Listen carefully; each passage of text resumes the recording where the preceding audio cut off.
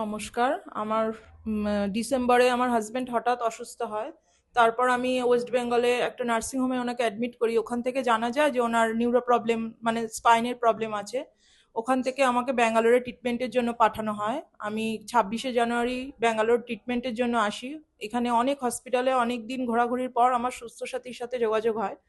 ওখানে যোগাযোগের 3 দিনের মাথায় ওনার সার্জারি করানো হয়। এখন উনি আগের থেকে মোটামুটি অনেকটা ভালো আছেন। যেটা অসুবিধা ওনার ছিল, প্রবলেম ছিল, পায়ের আঙুলগুলো নাড়াতে পারছিলেন না, সেটা অল্প অল্প এখন পারছেন। আশা করছি ডক্টরের পরিষেবা আর যাদের সাহায্য আমি পেয়েছি তাদের সাহায্যে আমি ওনাকে সুস্থ করতে পারবো।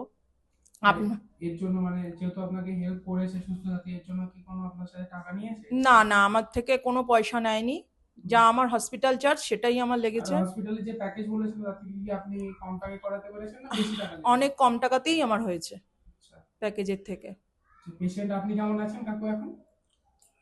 আপাতত ভালোই আছি। হুম।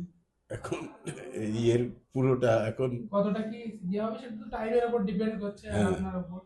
এখন আপাতত অপারেশনের পর যে সমস্যাগুলো ছিল সেগুলো কমেছে একটু হলেও? হ্যাঁ, অনেকটা কম কম লাগছে। আচ্ছা, ঠিক আছে।